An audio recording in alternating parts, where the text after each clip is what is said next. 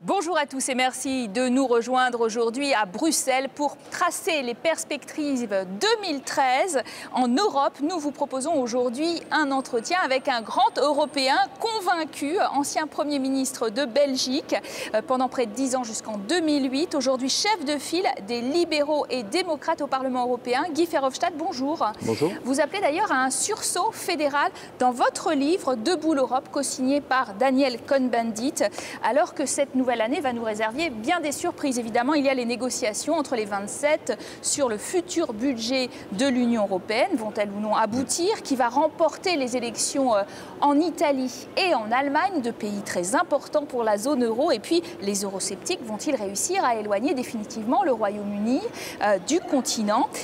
Première question pour vous, finalement, quel sera votre maître mot, quel sera le maître mot de cette année 2013 en Europe? Pour moi, ça sera intégration européenne, plus d'intégration. C'est la seule possibilité pour sortir de la crise autour de l'euro. C'est la seule possibilité pour regagner la croissance économique dont on a besoin le plus vite possible.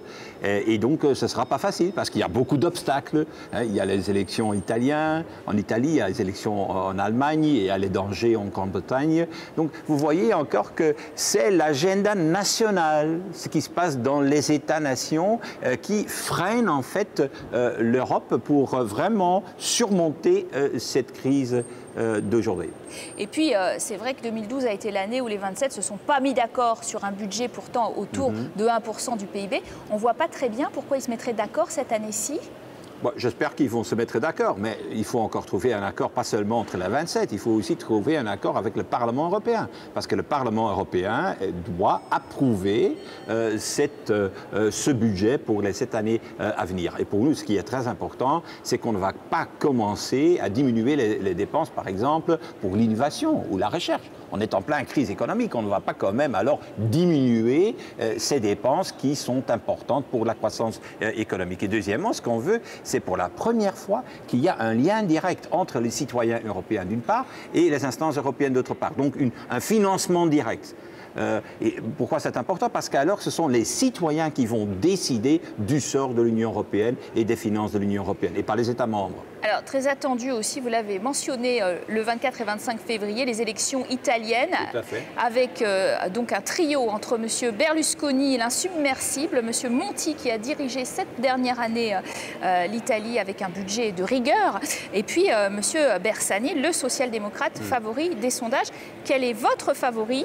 Je ne vais pas m'immiscer dans les affaires internes de l'Italie. La seule chose que je vais quand même dire, c'est qu'il ne faut pas faire l'erreur de dire « Ah, l'Italie a tant de problèmes, il y a des difficultés économiques et ce sont ceux qui sont au pouvoir qui sont le problème ». Non, quand il y a maintenant des difficultés en Italie, c'est parce que M. Berlusconi, pendant 10 ans, n'a pas fait des réformes. Les seules décisions qu'il a prises pendant ces 10 ans, ce sont des législations pour améliorer la protection de ses intérêts privés en Italie. Donc j'espère qu'il y a suffisamment d'intelligence, je le pense que ça existe auprès des électeurs en Italie pour savoir que c'est M. Berlusconi qui a mis l'Italie dans les problèmes actuels.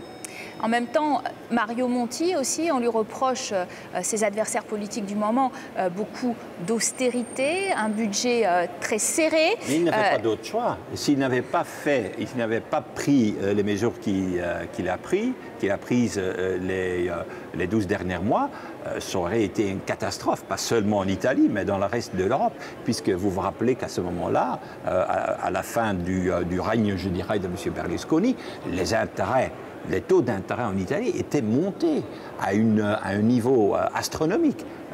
Et donc, c'était absolument nécessaire que M. Monti entrait sur la scène politique pour faire baisser ces taux d'intérêt. Il y a une possibilité aussi que l'Italie soit prochainement gouvernée à gauche plutôt.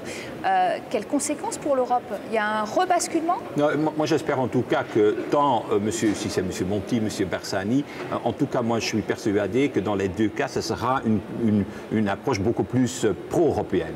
une approche beaucoup plus pro-européenne dont on a besoin. Parce qu'on sait aujourd'hui que pour sortir de la crise, ce n'est pas par une action indépendante, je dirais, de l'Allemagne ou de la France ou de l'Italie qu'on va sortir de cette crise. Il faut créer le plus vite possible ce que moi j'appelle cette Europe fédérale. Europe fédérale parce qu'on a la monnaie unique, et la monnaie unique ne peut que subsister si au même moment on a une union économique, monétaire et en même temps politique. En même temps, Angela Merkel a parlé de cette union politique de façon récurrente. Elle en a beaucoup parlé. Est-ce qu'elle la souhaite vraiment? Elle est candidate à sa propre succession en septembre prochain lors des élections, justement en Allemagne.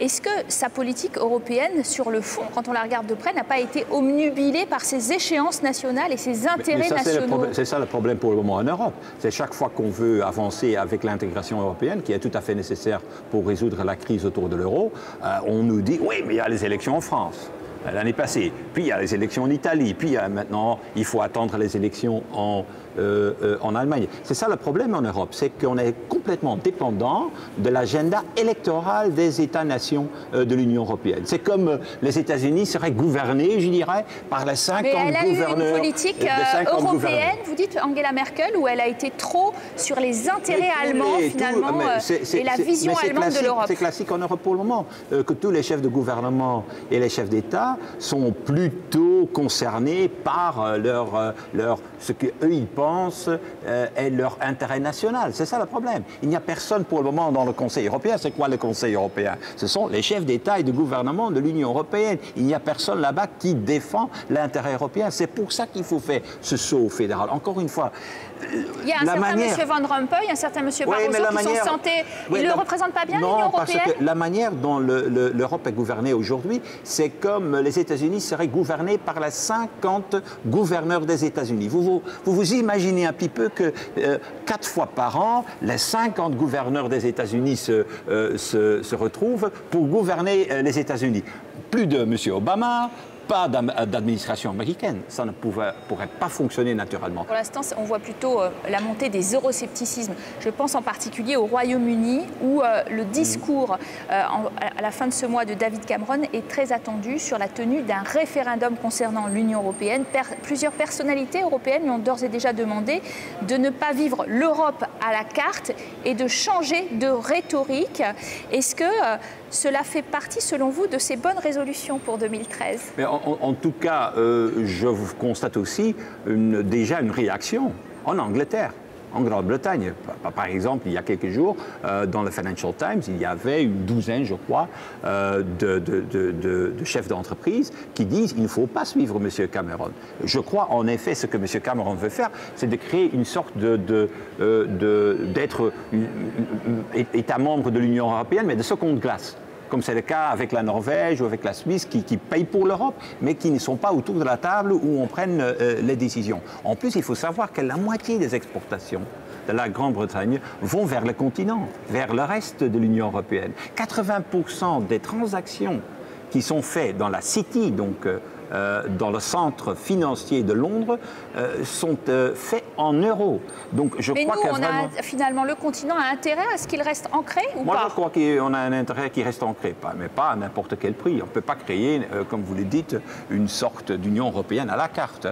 L'Union européenne des 12, des 15, des 17, des 25, des 27, comme c'est le cas d'aujourd'hui. Et donc, la Grande-Bretagne doit faire un choix crucial et définitif.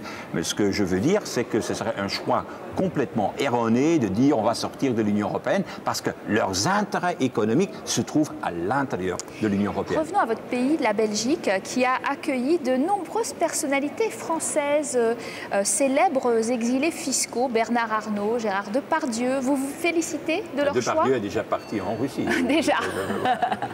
C'était bref. Qu'est-ce que vous pensez de ces affaires? Moi, je pense que pour éviter tout cela, parce que pour un Belge, c'est plus intéressant d'être en Hollande ou en France. Et pour un Français, c'est plus important d'être plus avantageux d'être en Belgique. Et pour un Allemand, c'est peut-être plus avantageux d'être au Danemark ou en Luxembourg. Qu'est-ce que ça veut dire? Ça veut dire qu'il n'y a pas une harmonisation minimale des politiques fiscales en Europe. Et ce qu'il faut faire le plus vite possible, c'est aussi harmoniser, je ne dirais pas à 100%, mais aussi les bases de la fiscalité. Les libéraux sont tous d'accord sur l'harmonisation fiscale? Vous croyez qu'il y a beaucoup de soutien à cette idée? Nous, notre point de vue, c'est qu'on n'est pas contre une harmonisation minimale des types fiscaux en Europe, mais qu'il ne faut pas un pourcentage trop élevé dans la fiscalité. Voilà la lutte que nous faisons comme libéraux.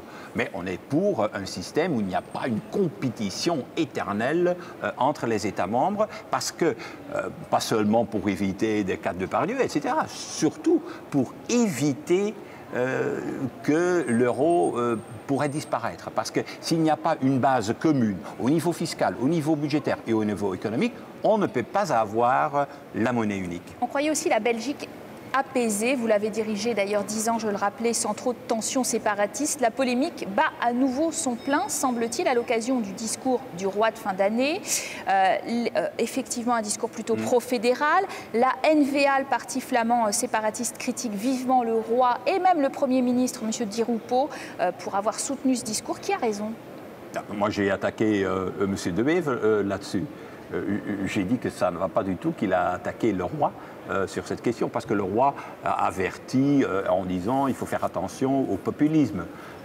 Mais c'est évident qu'il y a une vague de populisme et de nationalisme dans presque tous les pays de l'Union européenne. Et c'est dû à la crise. Quand il y a la crise économique, l'opinion publique ou certains gens dans l'opinion publique, ils courent derrière les thèses nationalistes et populistes. Et donc, moi, j'ai contre-attaqué, j'ai dit que ça ne va pas du tout. Le roi qui avertit contre le populisme, c'est l'évidence même. En un mot, vous pouvez nous citer une bonne année 2013 en Europe? Oh, je suis un optimiste de nature. Si on continue la bataille, et on va le faire, je suis sûr qu'à la fin de l'année, on va se retrouver dans une autre Union européenne beaucoup plus unie et beaucoup plus intégrée.